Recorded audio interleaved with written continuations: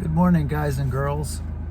I'm doing a truck vid today because we have a brownout in our little shack and the fans are not working. I mean, we have no electricity. So we did eat breakfast and it is getting kind of hot in the house. So then I thought I'll come out here and do a truck video. Now I have air conditioning. So, and we never have air conditioning in the house anyway, just fans. So this is a treat. This is my little dive truck. We got a little bed back there, cabinet, a sink, little, I don't know if you can see that box. I have 220 in the truck, so I can run a blender and a rice cooker. So, you know, we might want to sleep by the beach, have some coconut coladas or whatever you call them. Anyway, I wanted to tell you about a guy, a foreigner that got locked up abroad. He got put in jail day before yesterday, and he deserves it. He's a ding dong. You remember Howard Stern, the shock jock on the radio? He'd just say outlandish things. And then who was that other one? Jerry Springer, you know. So this guy was of that caliber. I want to say bad words, but I try not to. Anyway, what a dingus. So he actually had a platform on Tinder, or not Tinder. What are they? X, or I don't know, some kind of platform. And he was very successful. He had over 3 million subscribers, or followers, I guess you call them. The guy's probably a multi-millionaire. What a ding-dong. So he got kicked off of his platform, and he thought, well, I'll do like Howard Stern. I'll be a shock jock in the Philippines. That'll be a good idea. So he comes here, and he's got a cameraman following him, and he ran up to a lady, a nice upper class lady. She's, you know, a Filipina, dressed super nice, just minding her own business, walking past the store. He runs up to her and scares her, and he said, "I'm gonna rob you." And then she just stopped, and she's shocked. And he said, "No, I'm just kidding, I'm gonna give you some money." He didn't give her any money. And then he ran over to a police officer, a Filipino man. The guy's dressed in a nice uniform, you know, got a nice haircut. He's all styling, the police officer. And the dummy takes the police officer's hat, takes it right off his head, puts it on his hat, and then runs away a few steps, and then runs the other way. He's like a school kid trying to play keep away. And the officer didn't move. He's just like, sir, that's not allowed. Sir, give me back my hat." God. And so, what else? Oh, so he walked around the corner. There's another police officer. And I get, this is a video about how nice and non-confrontational Filipinos are. I mean, they'll put up with something so far, and then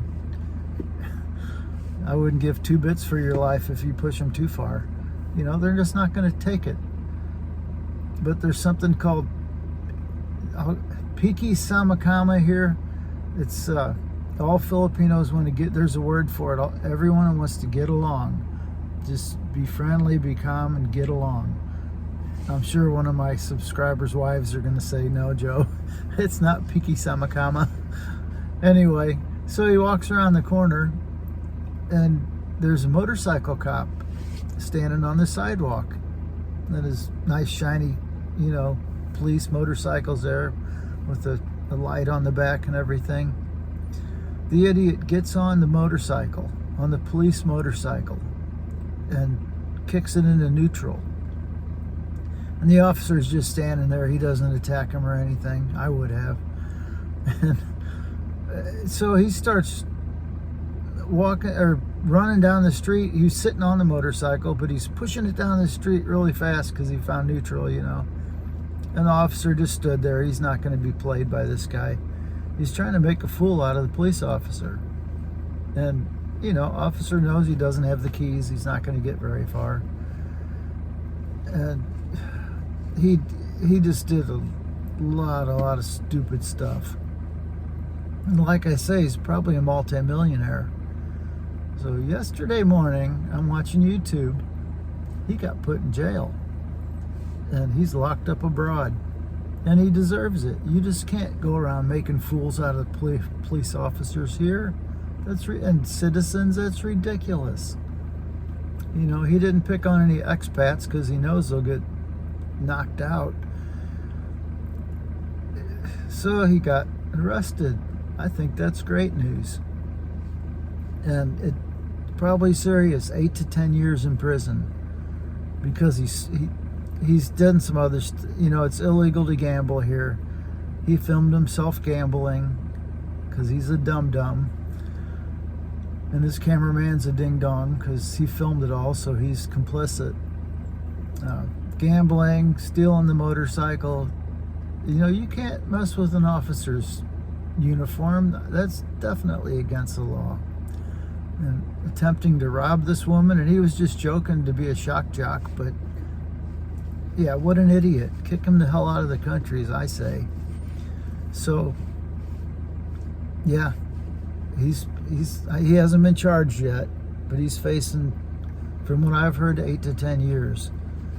And I have an idea. Don't keep him in this. Everybody's saying, keep him in there, keep him in prison for life for 10 years in the Filipino jail, because you're in there with 50 other guys or 40 other guys in the same cell.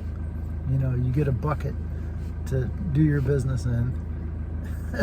You're living on rice and water. So I don't think the other prisoners would appreciate his humor. I could go in there and get along because I'm calm, and I don't think the other prisoners would bother me too much. Him, he's toast. So I think what they should do with him, fine him $50,000 US, which is 2.5 million pesos. No, let's make it $100,000. He can afford it. Fine him $100,000. Get out of jail. Leave the country. Take his passport. I believe he's a Russian guy by his last name. Yeah, and then, the Philippine politicians or police will have that 100,000. Buy 2 or 3 new police cars, whatever you want to do. So that's what happened. And I want to tell you a story about me. And this just a story how nice and friendly Filipinos are until you push them too far. So I don't steal people's hats and motorcycles. But I was on a ship once. My buddy Gary was with me. And Gary got up to use the restroom. And it was a 2 or 3 hour cruise. It was long. It was a big ship, the kind with the front end that goes down like in World War II. It's a ferry. You drive buses on there. There's buses, full-size buses. Cars, maybe 50 motorcycles, about 250 people probably. So I got bored. I walked upstairs. I always like to climb. I got up there to the pilot house, and oh cool, that's where the steering wheel is. And so I knocked on the door and had a big smile and said, hi, what's going on? There's probably 4 Filipinos in there steering the ship and just sitting around. And I said, I'm a captain in America too, which was full of baloney. I talked them into, they let me drive that ship. I guess that's, pilot the ship, I'd probably call it. With 300 passengers. So I sit down on the stool, or in the driver's seat, and I knew I can't goof around and start cutting donuts in the ocean. Then I'm not going to get to drive very long. So I picked out a coconut tree on this island that we were heading to. It was probably 20 miles away, and a point on the front of the ship. And man, I just kept that coconut tree lined up with a bolt or whatever it was on the front of the ship. And they just because I was nice and friendly, They let me pilot the ship. And another time I got off the ferry, a different ferry, I think we were coming back home that time. There's a Coast Guard ship. They're a Filipino Coast Guard ship. And the gangplank was down, and there's a Filipino in uniform standing there. And so I walked up to him. Hi, how you doing? I'm like, dude, this is a beautiful ship. And I didn't have a plan. I'm just goofing off. And all of a sudden it came to me. I said, hey, can we get a tour? Which is impossible. I'm sure there's government secrets on board or something. He says, sure, follow me. Then me and my buddy Gary got on board a Coast Guard ship. It was not a little boat. This is one of the biggest ships they have. And he toured us around, up decks, down below where they sleep, went to the galley. We went where the pilot house or whatever it is, where they steer it. Of course, I didn't drive that boat. But, you know, you can get away with anything if you're friendly here and smile, as long as it's legal. But, yeah, you can't go around trying to take some officer's motorcycle. It's ridiculous. So I hope the politicians take my advice. So take his $100,000, maybe make it more, kick him off the island. That's what I say. See you guys. Wait a minute. Stop the presses. I have an emergency edit. Don't buy police cars. There's a better way to spend the money here on the island. There's several orphanages. So, guys, they don't have a lot of food. They've got babies that cannot afford to go to the hospital. So, yeah, find that dingus ding dong, $100,000. Take that money to the orphanage, and you know, yeah, improve some lives of some little kids. That's it. That's my suggestion.